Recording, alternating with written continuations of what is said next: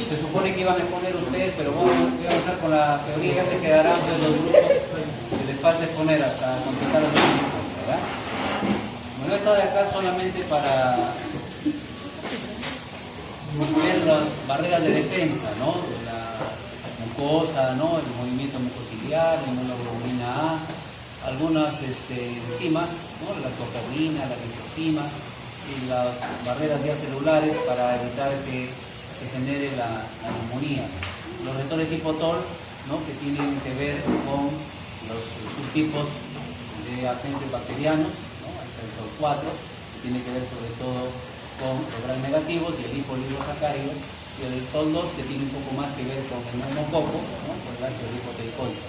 Esto se lo conoce con los criterios de CUR, ¿no? El CUR 65, que tiene una aplicación básicamente en pacientes adultos, ¿no? Y de acuerdo a esto se establece la severidad de la neumonía, el riesgo de muerte y el manejo en donde debe hacerse del paciente, ¿no? Es muy útil, queda ahí como una referencia, aunque sea aplicable pues a adolescentes, jóvenes y adultos. Y estos son los criterios, ¿no? De hospitalización para los pacientes pediátricos, ¿no?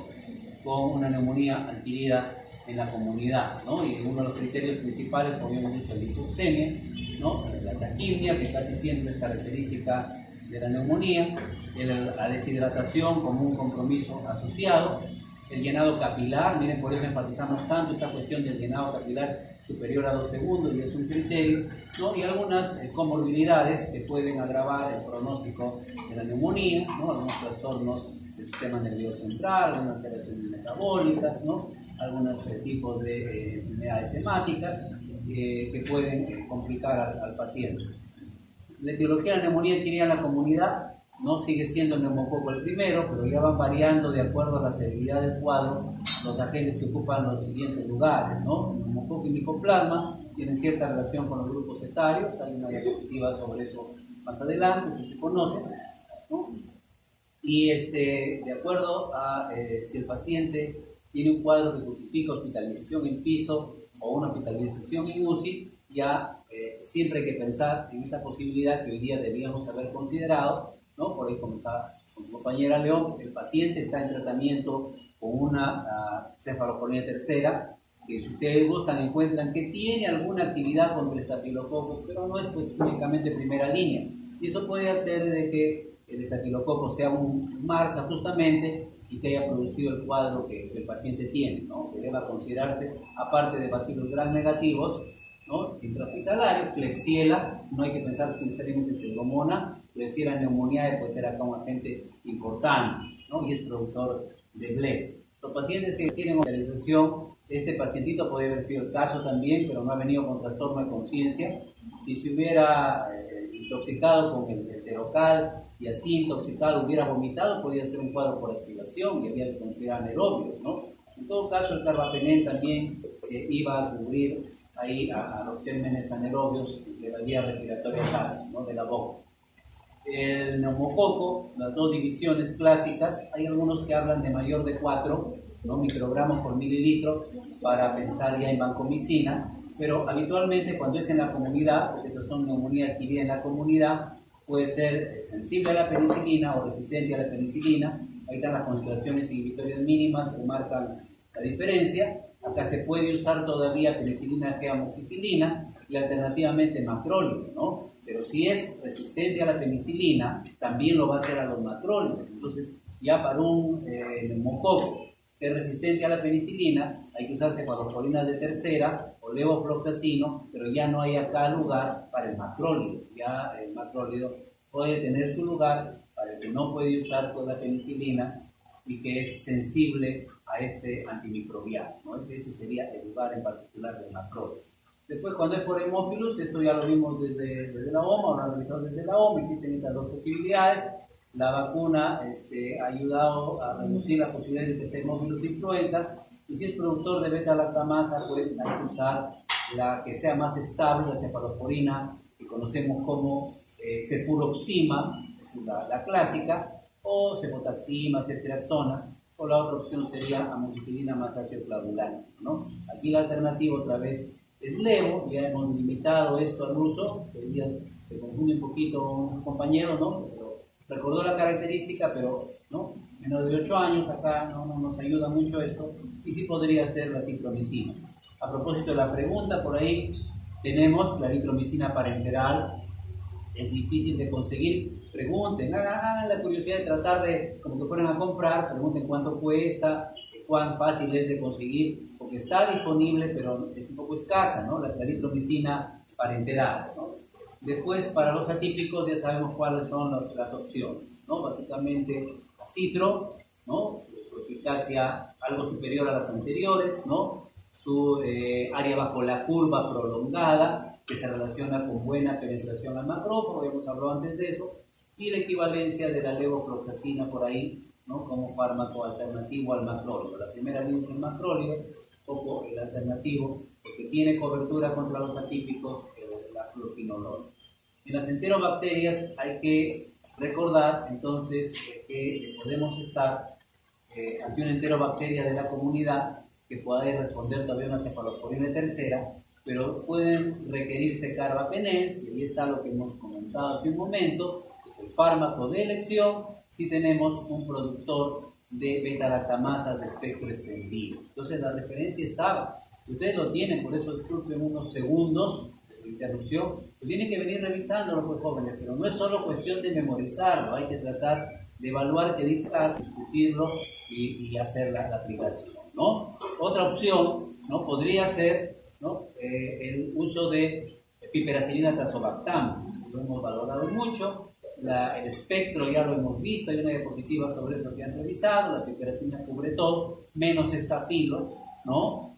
Peor si es meticilino resistente, y tazobactam bloquea a estas beta-lactamasas de espectro extendido, es una buena alternativa, ¿no? La fluoquinolona, un poco más alejada, que puede actuar a este nivel, ¿no? Esto podría ser para la enterobacteria común y corriente, pero no va a tener eficacia levo o moxifloxacino contra una productora de hueso.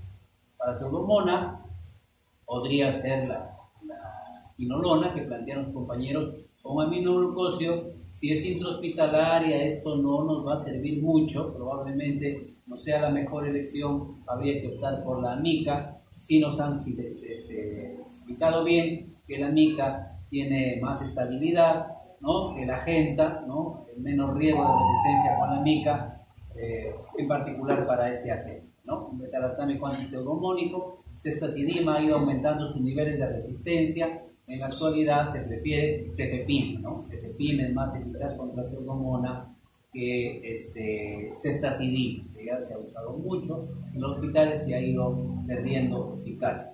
El estafilo, ahí está la vancomicina, esto siempre se considera si es de la comunidad, porque es hospitalario, tiene que ser la vancomicina o la teicoplanina o la daptomicina o algo de eso. Eso solamente cuando es comunitario, ¿no? Y si es sensible, ¿cuál es la penicilina que elegirían para una neumonía estafilocócica? A ver, ayuden rapidito. Nombre de una penicilina. Oxacilina. Así dicloxa puede actuar contra este agente, es oral la dicloxa, y es una neumonía estafilococcus en cuadro severo. Tengo que garantizar biodisponibilidad, tengo que garantizar eficacia. Otro pequeño paréntesis, entonces si en el examen que viene, ¿no? Dice, ¿no? Que para un estafilococo aureus meticilino sensible en una neumonía adquirida en la comunidad, ¿no es cierto? En un lactante, no sé qué edad, está entre las opciones dicloxa y oxa, van a decir, pero la dicloxa se actúa. A ver, dale dicloxa, pues, a un niño que tiene un lactante con neumonía estafilocócica. ¿Es racional eso? No, pues un jarabe, a ver si el jarabe, encima que probablemente va a tener vómitos, ¿no? Tiene que garantizarse biodisponibilidad. La elección es oxacilina, tiene que ser parenteral. ¿Me dejo entender? Entonces hay que considerar los criterios de eficacia, no tomarlo así tan frío a secas, ponerse en la situación más o menos clínica y razonar que no es lógico darle dicloxa, ¿no? Podemos pelearlo el punto y decir, pero si cubre, ¿no? Sí, pues sí cubre. A ver, tu hijito lactante, de eso le vas a dar tu jarabe de dicloxa para tu neumonía. No le das, porque sabes que corres el riesgo de que no va a actuar, y eso va a ser así, ¿no? Y esta cefalosporina primera parenteral. Y la clinda, que siendo bacteriostático, podría ser una alternativa ante una alergia severa, parenteral obviamente, ¿no? Puede ser un fármaco a tener presente. Estas son las características que diferencian un poco la típica de la atípica. Esto es otra discusión, ¿ya? Entonces, como vamos a corregir un poco, voy a ver ese dato.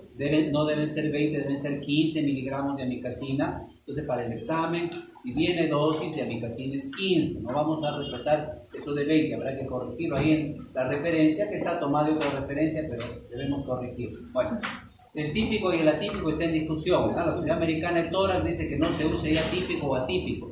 Pero hay diferentes estudios y algunos de los mismos americanos, como esto que está por acá, ¿no? Que dice, ¿no? Una neumonía adquirida en la comunidad y dice presumiblemente por bacterias típicas o presumiblemente una neumonía típica. Y aunque los mismos americanos dicen que no se use ya neumonía típica o atípica, lo utilizan. Entonces no vamos a entrar en un conflicto de esos. En todo caso, hay que tratar de evitar estos términos. Hay que preferir usar capaz neumonía producida por agentes típicos y neumonía producida por agentes atípicos, ¿no? Pero es cierto de que cuando es un micoplasma, más o menos es este el cuadro, sobre todo el tipo de comienzo, ¿no? La intensidad de la fiebre, ¿no? La tipicidad de los signos respiratorios, y cuando es típico, ¿no? Es un cuadro pues, de neumonía lobar, ¿no? Con una fiebre alta que comienza bruscamente, y todas cosas que sí ayudan, ¿no? Que sí ayudan, ¿no? A más o menos orientarnos en el diagnóstico. Después, esto es conocido, el grupo etario determina cuál es el agente con el cual debemos empezar. Entonces, para un menor de 5 años, existe la posibilidad de que el neumococo sea el agente más frecuente y sea raro una neumonía por un atípico como el micoplasma. Ya pasados los 5 años, ya más o menos como usted también en pacientes jóvenes o adultos, se iguala la posibilidad de que sea un micoplasma a que sea un neumococo, más o menos que la proporción va pareja. Por otro lado, hay diferentes reportes que dicen de que las neumonías pueden ser mixtas, puede estar el neumococo más aremófilos, el neumococo más un micoplasma, eso existe, el 20-30% de las neumonías pueden ser mixtas, pueden ser por dos agentes bacterianos, ¿no? Eso también está descrito. Bueno, en todo caso, en estos niños menores de 5 años hay que preferir los betalactámicos. No vamos a leer esto, ustedes lo van a tener ahí, lo pueden revisar. Las dosis de ceftriaxona pueden ser de hasta 100 miligramos por kilo. La ventaja de la administración intramuscular, buena biodisponibilidad por esa vía, ¿no? Y se va a considerar para un cuadro un poco más severo, ¿no? Para un cuadro un poco más leve, una neumonía leve a moderada, ¿no? Se puede tener un manejo ambulatorio, puede hacerse con amoxicilina oral, prefiriendo las dosis un poco más altas por las razones que ya comentamos en otitis, ¿no? Tratar de saturar un poco al neumococo.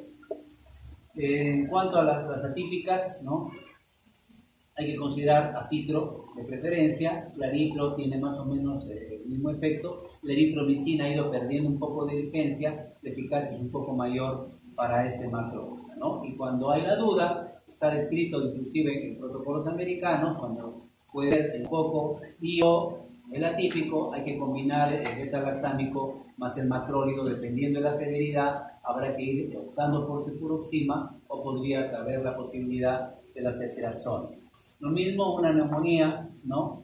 Aunque se puede manejar de manera ambulatoria, en pacientes pediátricos que tienen la comunidad, este fármaco de primera línea, ¿no? El fármaco alternativo, ¿no? Cuando se presume que pudiera haber una producción, por ejemplo, de beta-lactamasa, que podría estar involucrado en la hemófilis. Y para los casos en que la gente es un atípico, los fármacos mencionados.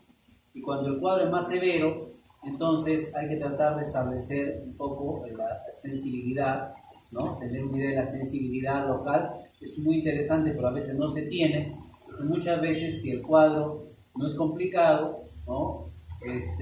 No tiene derrame, todavía se puede usar cefuroxima o ceftriaxona, pero si es complicado, a veces a la ceftriaxona hay que agregarle vancomicina o hay que considerar por lo menos a la clindamicina como un fármaco complementario y o alternativo, ¿no? Entonces ya no es solo la ceftriaxona, el derrame requiere la conveniencia de incorporar algunos de estos fármacos que tengan efecto antiestafilocócico. Lo de las dosis no lo vamos a ver y lo de las atípicas siguen siendo de inicio a la citromicina. Es cierto que hay intravenoso que nosotros no tenemos, ¿no? Tendría que ser, este intravenoso habría que pasarlo para abajo, ¿no? Tendría que ser la clarita. alguna neumonía de situaciones especiales, recuerden, porque a veces eso se les va a preguntar, y dijimos, amoxicilina clavulanato se caracteriza porque aumenta la eficacia contra el Haemophilus influenza, puede tener alguna actividad contra el Staphylococcus aureus, meticilino sensible, y mejora su cobertura definitivamente contra anaerobios. Por lo tanto, en una neumonía por aspiración, uno de los fármacos de elección es este. El problema es que no tenemos intravenoso. Hubo Augmentin intravenoso, pero era carísimo, y como hay clindamicina, podemos usar clindamicina. Podemos usar metronidazol. Ahora, clindamicina normalmente responde bien, ¿no? Se dice, en las infecciones que están por encima del diafragma. Es una buena opción la clindamicina. Y el metronidazol, no hay un estudio claro sobre eso, es una recomendación un poco genérica, pero revísenlo, capaz hay evidencias que van a ir encontrando. Metronidazol para las infecciones por debajo del diafragma. ¿Por qué razón? Porque metronidazol, y de eso sí hay evidencias, es un poco superior a clinda contra bacteroides frágiles. Contra bacteroides frágiles, el metronidazol le gana un poco a la clinda. En cambio, la clinda le gana al metronidazol contra Streptococcus pneumoniae, contra Staphylococcus aureus, donde el metronidazol no hace nada, pues no. Está muy bien contra el bacteroide frágil, pero la clinda es definitivamente superior, porque el metro no hace nada contra los cocos gram positivos, ¿no? Entonces, hablando de neumonía, por eso que se piensa en clinda esencialmente en este caso, en una neumonía por aspiración. Porque además de los anaerobios, podría estar el estafilococo o el neumococo ahí metido. En caso de inmunosupresión, entonces puede ser focal o lo que hablamos hoy día, puede ser neumonía foco múltiple o con afectación difusa. Entonces hay que considerar, ¿sí?, la cefepime, la vancomicina, y podría, ¿no?, si es un inmunosuprimido, con VIH sobre todo, plantear la posibilidad del cotrimoxazol, otra vez intravenoso que no tenemos para neumocitis y obesidad. En los casos más graves, sí, había lo que han mencionado sus compañeros, ¿no?, la anfotericina. Un grupo mencionó anfotericina, no lo hemos criticado, el hecho de que hayan planteado anfotericina, no hemos dicho, está mal, hay que no evitar el término, está mal, no es razonable. Puede ser, está descrito que ante la duda puedes plantear un antimicótico, podría ser, si bien es una alternativa en los casos de mayor gravedad, puede ser, pero aquí lo que nos generó el no acuerdo fue el atípico pilaperito. Después, según infección nosocomial grave, ¿no?, entonces tenemos carbapenem, ¿no?, ahí está el otro, piperacilina tazobactam, ¿no?, ahí está, por ahí la clinda, por ahí, acá dice agenta, pero ya la sensibilidad ya está descrito, lo conocemos, es mala de la agenta, hay más resistencia, tendría que ser anita. Dosis no vamos a considerar, sí recordar que lo recomendado para acitromicina generalmente es 10 miligramos por kilo de inicio y luego hasta del día 2 al 5, 5 miligramos por kilo por día, no es una sola dosis diaria, entonces es como que una dosis de ataque y luego el resto de días se puede manejar con una dosis de 5 miligramos por kilo una vez al día. Eso sí es una característica a tener presente. Después el intramuscular de ceftriaxona, ¿no?, la dosis promedio de 50, pero podría ir hasta 100, y la claritro, que de preferencia hay que considerarla, y la dosis, ¿no?, hay que considerarla para vía parenteral, ¿no?, como una alternativa un poco a la cita. Las fluoroquinolonas respiratorias, importantes. ¿Por qué se usan fluoroquinolonas respiratorias? Porque son mejores contra el neumococo resistente. Entonces, esto ya lo hemos dicho, ya comienzan a cansarse seguro, pero ya lo hemos dicho hace un momento a propósito del cuadrito. ¿Qué dijimos? Que si es un neumococo resistente, yo puedo usar una quinolona, pero no puedo usar un macróleo. Entonces, acá, para que usa ceftriaxona, también puedo usar levo. Entonces, el beneficio de estas quinolonas respiratorias es que su actividad está mejorada para el neumococo resistente a la penicilina. Para el resistente a la ceftriaxona, no. Para las ceftriaxonas tiene que ser BAN, ¿no es cierto? Después, cubrir varios agentes con un solo medicamento. En lugar de dar, pues, beta-lactámico más macróleo, usamos solamente fluoroquinolona y están cubiertos los dos, ¿no? Y esto también es muy importante. Casi no hay levofloxacino intravenoso, es poco escaso, pero es un poco escaso, porque el oral, ¿no?, tiene buena biodisponibilidad. Levo, 80-85% de biodisponibilidad oral. Entonces, ¿para qué edad tiene que usar intravenoso si se absorbe muy bien por vía oral? Nunca, claro, con lácteos, ni con vitaminas, ni con hierro, ni esas vainas. A propósito, hoy día le prescribieron hierro, sí, correctamente, una vez que haya salido del episodio infeccioso, porque si no el hierro va para la hemosiderina, va para la bacteria y puede ser nocivo. Hay que esperar que salga del cuadro infeccioso bacteriano agudo y luego se le pone su hierro. Y hay que evitarlo, además, asociar el hierro, el calcio, ¿no?, el magnesol y todas esas cosas con la quinolona. También ya sabemos, ¿ya? Entonces, por aquí esto ya le da una negrita. Esto, la importancia que ha ido adquiriendo la levofloxacina, desplazando a otros antimicrobianos, ¿no?, debido a su cobertura y esas características que hemos mencionado por acá, ¿no? Igual aquí lo mismo, ¿ya? Características de los medicamentos, esencialmente bacteriostático, ya hemos hablado de esta característica bactericida. La biodisponibilidad no es la mejor, recuerden eso, y el alimento disminuye un poco la velocidad de absorción. Si bien la biodisponibilidad puede mantenerse, la velocidad puede reducirse. Entonces, de preferencia, salvo que el niño pues tenga mucha intolerancia digestiva, porque estamos pensando en un niño, hay que darlo alejado del alimento.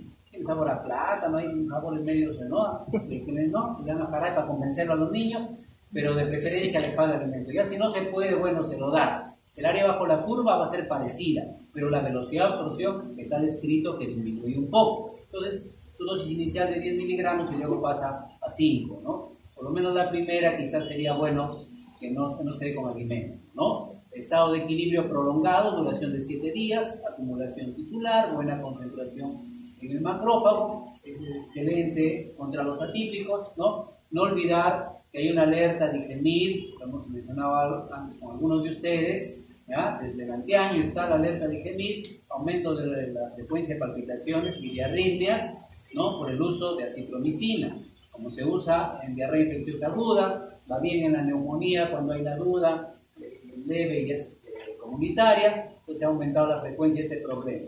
Es un buen antibiótico, pero hay que tener un poquito de cuidado.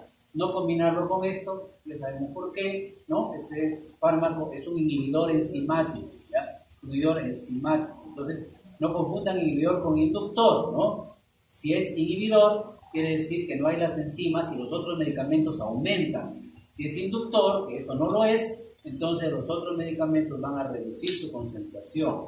Entonces, ese principio recuérdenlo. A veces viene la pregunta en el examen y comienza la duda. ¿Qué era un inductor? ¿Qué era un inhibidor? Y a veces por eso perdemos. Y es importante recordar, principal inductor enzimático, rifampicina. Nunca nos olvidamos, ¿no? Rifampicina.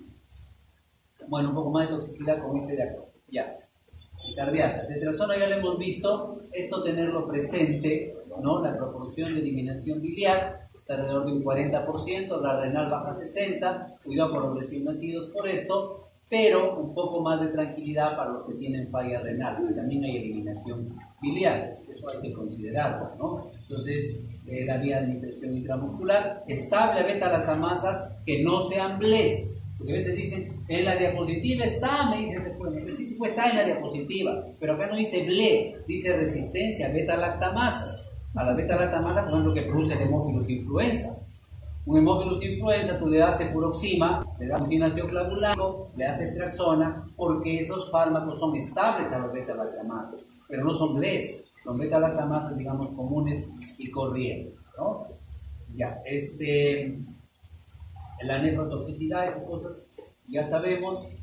En cuanto al levofloxacino, bactericida, ¿sí?, importante, ¿no? Tanto en la ADN quirasa, también llamada topoisomerasa 2, propia de los gram negativos, eso es lo mismo, o la topoisomerasa 4, propia de los gram positivos, aunque no es la más eficaz contra estafilo. Otra vez, no se olviden eso, ya, porque lo encontramos en los libros y después peleamos cuando comienza a ver la nota del examen y dicen, pero el Goodman dice que puede la quinolona actuar contra el estafilococo. Sí, pues, pero tú no tratas una infección por estafilococo con quinolona como medicamento en primera línea.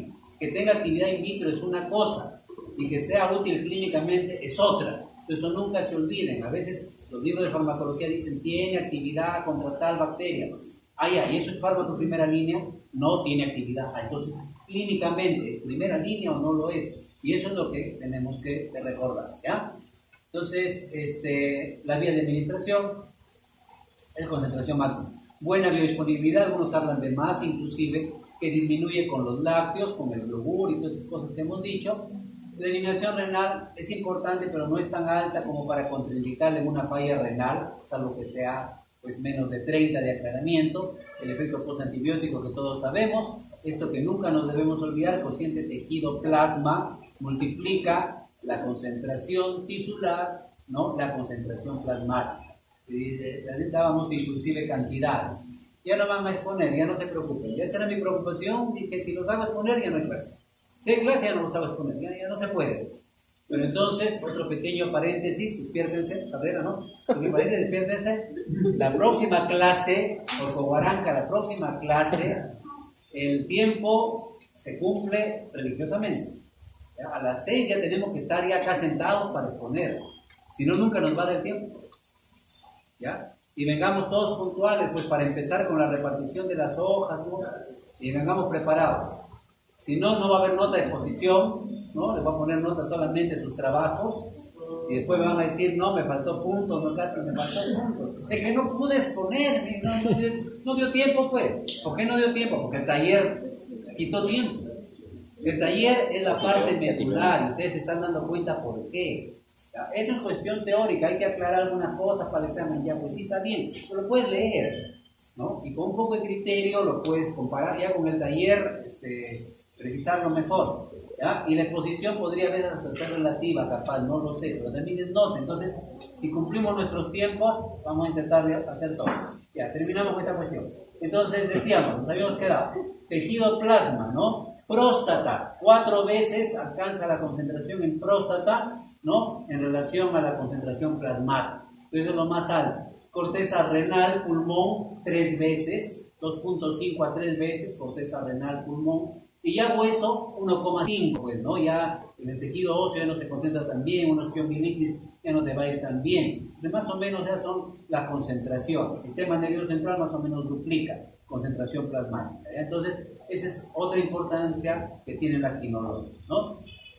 Y la ventaja de esto, que no tiene la cipro, es que tiene una mejor eficacia y un mayor espectro contra los gram positivos como el piógenes, el lemonial, ¿no? Y otros cocos gram positivos. No enterococos, pero sí otras formas de estreptococos, ¿no? Después, la intolerancia digestiva, que es clásica, un poco de dolor abdominal. Problemas del sistema nervioso central, excitante el sistema, toda quinolona excita el sistema nervioso central, insomnio, riesgo de convulsiones, ¿no? Dolor de cabeza, tendinitis, no afección del cartílago articular, sino tendinitis, con rupturas del tendón de Aquiles o afección de algunos otros tendones, ¿no? Y esto que es alegre, ¿no? Entonces, más o menos, esas son las reacciones adversas.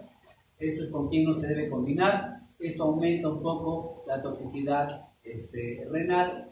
Y esto de acá es mayor riesgo de convulsión. Esto nunca olvidarse, ¿no? Ha habido casos, yo he sido, digamos, partícipe de uno que me consta que ha tomado la chica esta, Bol, ¿cómo es esa vaina que toma?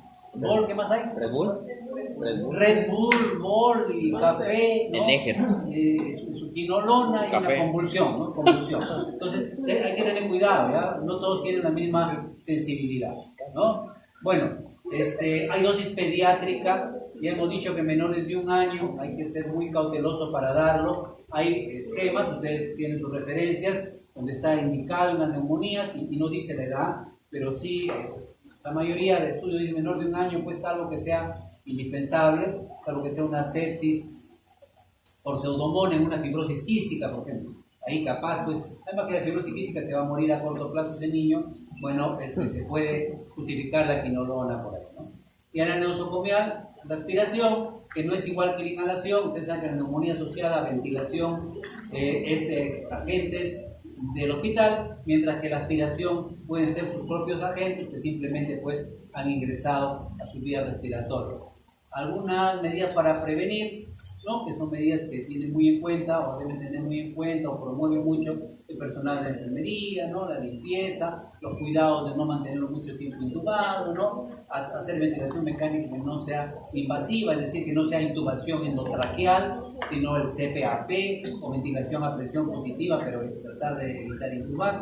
Y así hay, otras medidas como las características de los tubos y las posturas, ¿no? Que pueden ayudar a prevenir que se haga una neumonía nosocomial. Después hay que distinguir una de comienzo precoz, que generalmente se da dentro de los 4 días después de hospitalización, con una que empieza 5 días o más. Es uno de los criterios también para pensar en agentes, digamos, aspirativos, no intrahospitalarios, versus uno que definitivamente, si ha pasado más de 5 días hospitalizado, debe considerarse la posibilidad de que sea del hospital. Entonces, cuando ¿cuáles son los factores de riesgo, ¿no? Que causan una neumonía, ¿no? Hospitalaria, ¿no? Entonces hay que ver el tiempo que el paciente ha tenido recibiendo antimicrobianos. Si los 3 meses previos ha tenido terapia con antimicrobianos, es probable que sean agentes resistentes. Si ya tiene más de 5 días, como se decía en el caso anterior, ya son agentes del hospital medio resistentes. Si hay cultivos o datos ya de que los agentes de la comunidad inclusive producen BLES, ¿no? Pero, a propósito, también hace unas semanas, un caso interesante, pero era una cuestión de la comunidad, una paciente que le hacen un sondaje vesical por una intervención quirúrgica en un hospital de la comunidad, lo transfieren luego a otro hospital y comienza con disuria, ¿no? Y ese sondaje vesical innecesario que le hicieron en un hospital que no voy a decir, la semana pasada, y luego lo transfirieron a otro hospital y por otro lo iban a tratar por otra cosa, le aplican ardor para orinar, disuria, levofloxacina, no hace nada de levofloxacina, le ponen cefepime, nada de cefepime, sale el cultivo, ¿no? Una E. coli productora de BLES, ¿no? Una E. coli productora de BLES, lo han tenido que manejar con carbapenem, con ertapenem, ¿no? Y solo disuria, pero como tenía cierto grado de inmunosupresión, solo por un sondaje que además no se justificó, ¿no? Pues una cosa que ha pasado y así pasa, ¿sabes? Sus compañeros que tienen práctica hospitalaria, que hay una serie de cosas que pasan en los hospitales y a veces uno se queda callado, bueno, pero no debería ser así, ¿no? La idea de estar aquí también es un poco para que no sea así, ¿no? Bueno, entonces los factores de riesgo que decimos, la inmunosupresión también es, ¿no? Un factor importante. Entonces, cuando no hay factores de riesgo, ¿no? Es una neumonía intrahospitalaria, pero no hay factores de riesgo para agentes resistentes, de inicio precoz, ¿no? No hay factores de riesgo con una enfermedad severa, no tienen cuadro severo, pueden ser estos los agentes, se llaman agentes nucleares también, y estos son los antibióticos que se pueden elegir. Se podría manejar solo con ceftriaxona, pero ahí como decía Landauro, pero dice también acá, pues diciendo, pero acá hay también ertapenem, pero ¿de qué va a depender? Pues algunas otras características del paciente. Capaz no está hospitalizado 5 días, capaz no tiene uso de antimicrobianos previos, pero es un paciente VIH. Entonces, puede ser todavía del core, ¿no? Pero ante la posibilidad de que por su inmunosupresión no responda, capaz tengo que ser agresivo desde el principio, porque es un inmunosuprimido, ¿no? O un desnutrido grave. Entonces, ustedes saben que no hay cosas absolutas. Entonces, hay que ver como la referencia a lo que nos sugiere, pero te pone ertapenem. Entonces, parece un contraindicado, ¿no? Perdón, un contrasentido. Te está diciendo que no tiene factores de riesgo y cómo te manda de frente un carbapenem. Depende pues de la clínica que traiga el paciente, ¿no? Y cuando...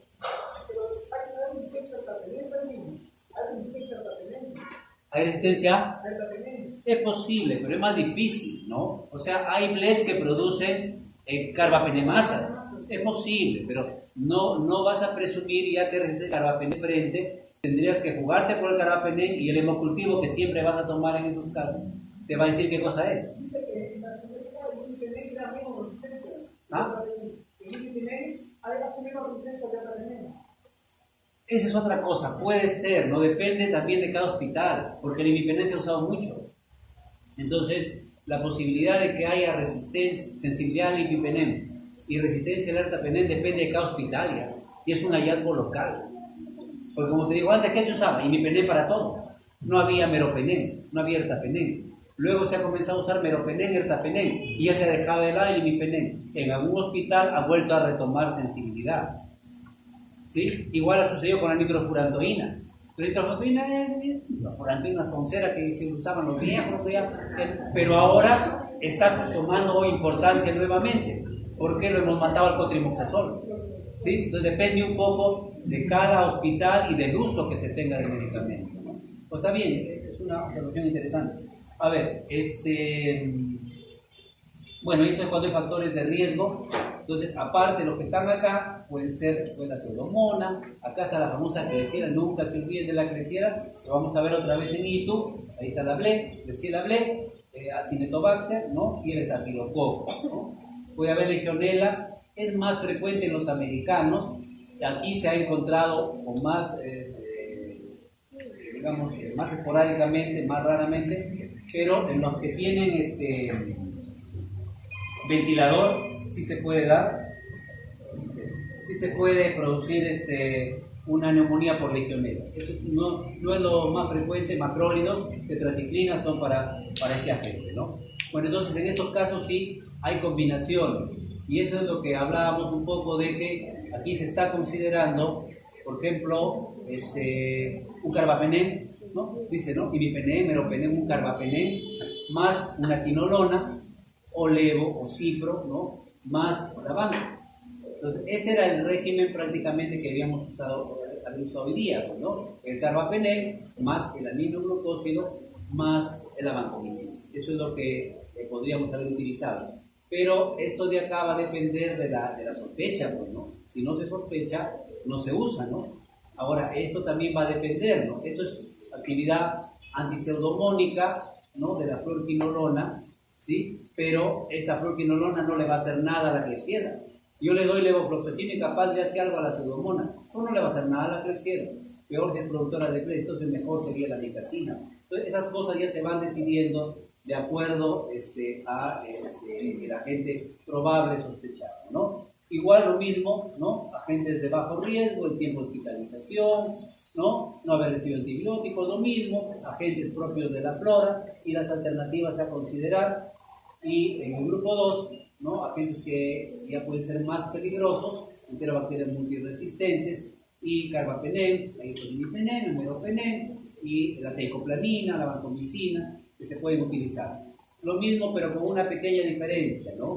Que puede, esta referencia, que es de la Unión Americana de tórax, ya no es tan reciente, pero establece 3 grupos acá, que te pide que valores el tiempo de hospitalización, el uso previo de antimicrobianos, ¿no? Y la severidad del cuadro, ¿no? Si es un cuadro severo, ya no importa, la severidad de un paciente hace que no importe si está hospitalizado varios días o no. Si está severo, entonces un cuadro de falla orgánica múltiple hace que el paciente lo maneje de manera agresiva, con 3 medicamentos, o por lo menos 2, y de arranque el meropenem, ¿no? De manera de que puedas tú tener, o el imipenem, como si quieres, compañero, mayor sensibilidad, de acuerdo a la hospital, en fin, o a los estudios, con la banca, ¿no? Entonces, de frente, porque es un cuadro grave, está en falla multiorgánica, está en sepsis, ¿no? O shock séptico. En cambio, cuando es un cuadro leve a moderado, ¿no? Hay que ver si cumple o no las condiciones para que sea un cuadro intrahospitalario o sea un cuadro de la comunidad. Y entonces el derrame, ¿no? Se necesita radiografía, una ecografía para ver si está talicado o no, si hay talicaciones, ¿no? Loculación, la toracocentesis, que puede ayudar a establecer qué características tiene, si es un trasudado o es un exudado. Debe hacerse, hay criterios de Lai acá también para establecer si es más bien un trasudado o un exudado, y hay que hacer acá la función correspondiente y los cultivos para ver el tratamiento, ¿no? Se puede considerar fibrinolíticos cuando los derrames son a gran volumen, que son talicados, ¿no? El fibrinolítico de elección, que es muy caro, que es la alteplasa, tiene menos efectos adversos que la streptokinasa, que es más barata, pero también se puede usar. Revisen un poquito sobre eso. Alteplasa, el derrame pleural loculado, ¿no? Para romper, evitar esos tabiques que luego forman tactos fibrosos, en derrames a gran volumen, no de derrames medianos y pequeños, que eso sobre todo en pediatría se manejan de manera expectante con antimicrobianos. Y la última, que es de acuerdo a si es en la comunidad o en el hospital, el derrame paraneumónico, el derrame pleural infeccioso, puede ser por poco, neumococo, un buen porcentaje, y ya luego los otros lugares lo ocupan los anaerobios y el estafilococo aureus, más o menos la frecuencia, ¿no? Entonces, de acuerdo a eso es el tratamiento. Si es el neumococo, acá tienes que mandar una cefalosporina de tercera, por lo menos, ¿no? Y considerar que esa cefalosporina de tercera te va a cubrir a estas enterobacterias, la cefotaxima lo va a hacer, la diosina lo va a hacer, se te va a escapar el anaerobio. Para el anaerobio podrías agregar entonces clinda. Al agregarle clinda, tú estás cubriendo los anaerobios y estás cubriendo de paso el estafilo. Si tú combinas cefotaxima con clinda, te cubriste todo acá. Con una cefotaxima, el neumococo, aunque sea resistente a penicilina, las enterobacterias, ¿no? Y para los anaerobios, ¿no? Que pueden estar la clinda, que además te va a ayudar contra el estafilococo. Y ahí tendría más o menos tu cobertura. Y cuando es adquirida en el hospital, entonces ahí sí tiene que ser banco, definitivamente, ¿no? Y como tienes aerobios gram negativos, ¿no? Que pueden ser resistentes, pueden mandarte acá con piperacilina tazobactam. Al darle piperacilina tazobactam, cubres todas las enterobacterias y por supuesto también te barras a los anaerobios. Entonces, con esta cobertura doble, estafilo más piperacilina tazobactam, cubre los agentes de derrame pleural adquirido en el hospital. Podría ser carbapenem más también la vancomicina, ¿no? Podría ser también.